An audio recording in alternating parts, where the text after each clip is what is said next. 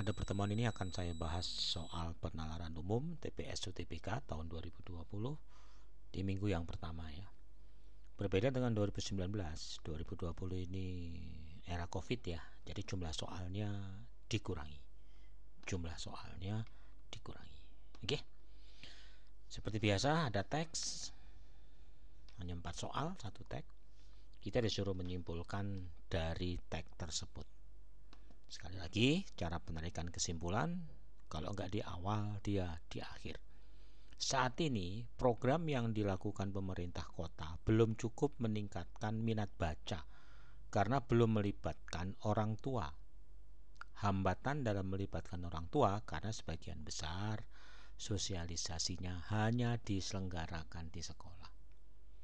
Jelas ya, tidak meningkatkan minat baca dan hanya di sekolah. Nah, itu kesimpulannya. Ya, misalnya yang A, sebagian besar diselenggarakan di sekolah bukan jika maka, bukan. Ya, ini bukan proses, tapi hanya berupa pernyataan-pernyataan. Jadi kesimpulannya juga pernyataan. Berarti jawabannya yang C. Oke. Kemudian yang kedua, di dalam teks, apabila suatu buku memiliki warna cerah dan menyajikan gambar, mana yang paling mungkin? Masih ingat? Jika diberikan buku yang menarik, ternyata anak membaca dengan senang hati. Buku yang menarik adalah warna yang cerah dan menyajikan gambar. Jadi kalau cerah dan menyajikan gambar, berarti buku itu menarik, berarti bisa membaca, disukai, ya karena senang kan, disukai kan. Oh, udah, berarti jawabannya yang E. Bisa ya? Manakah informasi berikut yang memperkuat penyebab minat baca anak kota yang rendah adalah akses pada buku yang sulit? Tahu ya akses?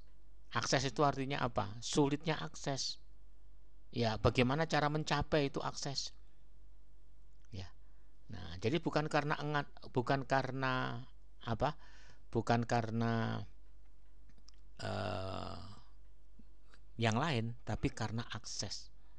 Jadi yang memperkuat adalah anak tinggal jauh. Nah, itu akses itu artinya untuk mencapai gitu. Jadi yang berkuat gitu, anak yang tinggal jauh dari fasilitas yang menjadi cenderung enggan membaca.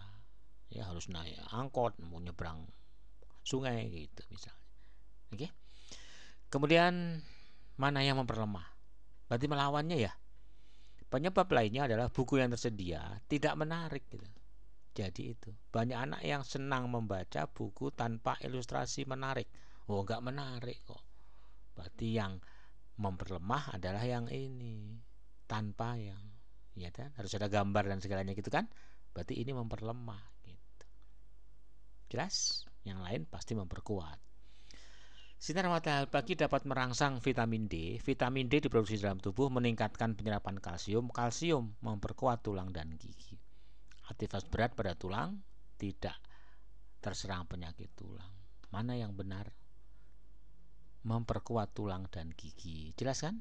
Ini kan nih sinar matahari dan seterusnya memperkuat tulang gigi. Udah, nggak usah baca yang lain ya. Sebagian besar orang Tiongkok dan seterusnya. Jelas ya ini.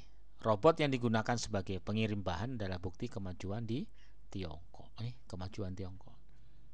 Ya, jadi apa? Yang paling mungkin gitu.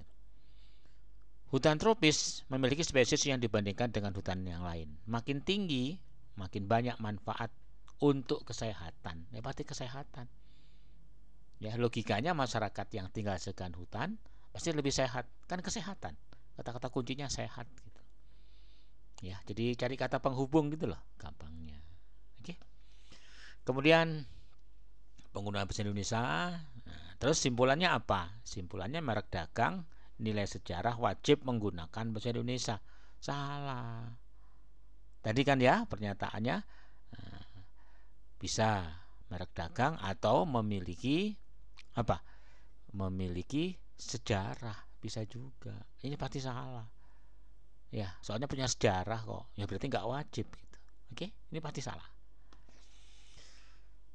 Ada pernyataan seperti itu, tingkat kecanduan anak terhadap game, kalau kamu rasakan pasti. Dia memperlemah ya, berarti melawan ya. Ya kalau diawasi ya nggak bisa dong. gimana bisa kecolongan ya, awasnya ketat lagi, berarti itu memperlemah. Dia pun juga sama ya, yang pasti salah itu yang melawan lah, ya kan, karena paling luas. Gili Trawangan, kok bisa dikatakan Gili Meno yang paling luas? Jelas Gili Trawangan kok, itu yang pasti salah ya. Itu pun juga gitu ya, memperkuat berarti yang mendukung, ya kan, mengandalkan pada tunai. Kenapa? Karena sekarang adalah pembayaran pakai non tunai, berarti yang berkuat sebelumnya pasti tunai, kan itu ya. Jadi proses awalnya gitu loh. Oke. Kemudian ada grafik kayak tadi, tinggal diikutin aja bagaimana trennya, turun, naik, turun. Maka bagaimana yang terjadi persentase penurunan pada ketiga jenis mobil yang terkecil? Ya ini, Gamma turunnya paling sedikit di tahun 2014 dan 2015. Ya, nah, ini Gamma. Ya. Oke, turunnya sedikit. Lalu berikutnya, mana yang paling tepat untuk meramalkan 2019? Lihat trennya. Nah, trennya ya pasti, trennya otomatis akan cenderung alfa akan meningkat lebih kecil dibanding 2017, gitu, karena trennya sedikit ya untuk alfa. Oke. Kemudian ini tinggal perbandingan, tinggal dimasukin ya, Tono, Rini, ya, gaji mereka naik berarti ditambah 40 ya. Oke, substitusi eliminasi, gitu, yaitu ganti R-nya berapa? R-nya 2/3T. Oke, tinggal dikali silang, dapat. Ya, jadi gaji Tono adalah 340. Perhatikan pembahasannya. Kemudian mengenai perbandingan. Pertama, orangnya 8, harinya 30. Jika 2 orang bergabung, jadi orangnya sekarang jadi tadinya 8 dengan 10 ya. Harinya berapa? Antara hari dengan orang itu terbalik. Makin banyak hari, makin cepat. Jadi H2H1, O1, O2. Berarti harinya 24. Tadinya 30. Yang bisa dihemat berarti adalah 6 hari. Ya, antara hari orang terbalik. Nomor 16 ini bukan peluang beneran, tapi peluang bohong-bohongan. Yang paling banyak aja. Ngerti? Jika diambil X dan Y secara acak, mana yang paling mungkin terjadi? Yang paling banyak. Siapa yang paling banyak? Yang paling banyak itu adalah biskuit. Tuh kenapa? Karena biskuit itu paling banyak. Yaitu apa? 5 dan 4.